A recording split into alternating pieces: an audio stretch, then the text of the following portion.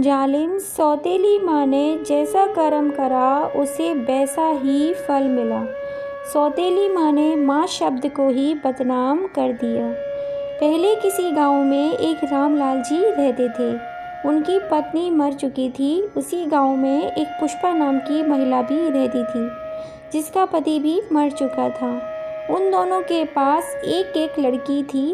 वे दोनों ही मित्र थी।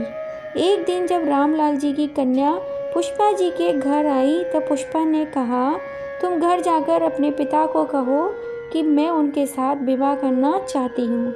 यदि मेरा विवाह उनके साथ हो जाएगा तब मैं तुम्हें अधिक प्यार दूंगी।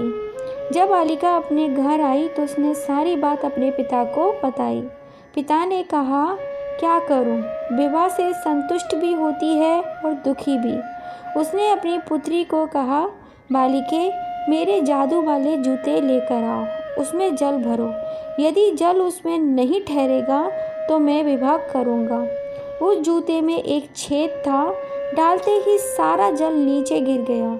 शीघ्र ही शुभ बेला में उनका विवाह हो गया। पहले तो पुष्पा ने उस बालिका का आदर किया, किंतु बाद में उसे दुख देने लगी।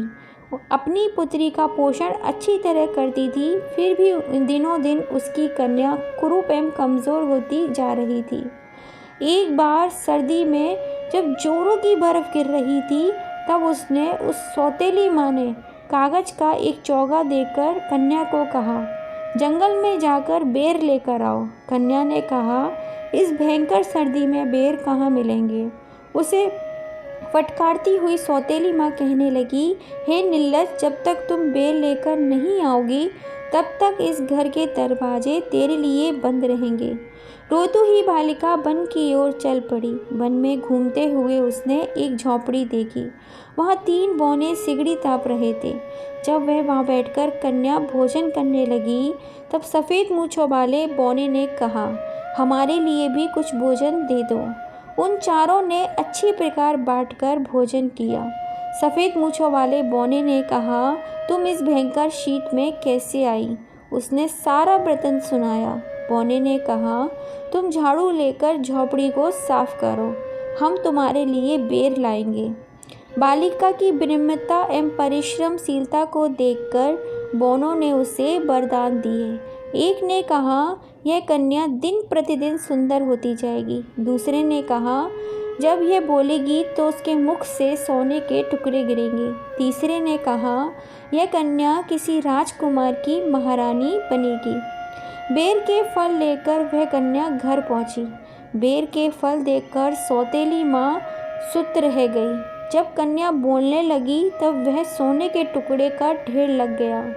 लड़की की इस शक्ति को देखकर सौतेली माँ सोने के टुकड़ों को लेकर चुप हो गई। यह सुनकर सौतेली माँ की पुत्री ने कहा, माँ, मैं भी वन में जाकर बेर के फल लाऊंगी। वन में घूमती हुई वह भी वहाँ पहुँची जहाँ बौने रहते थे। वह इच्छा अनुसार झोंपड़ी में जाकर माखन खाने लगी। सफ़ेद मूँछों वाले बौने ने कहा, माखन मांगा। उसने कहा, मेरे पास माखन नहीं है। बौने ने कहा, झाड़ू लेकर इस झोंपड़ी को साफ करो। लड़की बोली, क्या मैं तुम्हारी नौकर हूँ? ऐसा कहकर बेर लेने के लिए वन में घूमने लगी। उन तीनों बौनों ने उसे शराप दिया। एक बौने ने कहा, ये दिन प्रतिदिन कुरूप होती जाएगी। दूसरे बौने ने कहा, जब ये बोलेगी तो मुंह से मेंढक निकलेंगे। तीसरे बौने ने कहा, ये दुखी होकर मरेगी। कहीं भी उसे बेर नहीं मिले और वह घर पहुंची।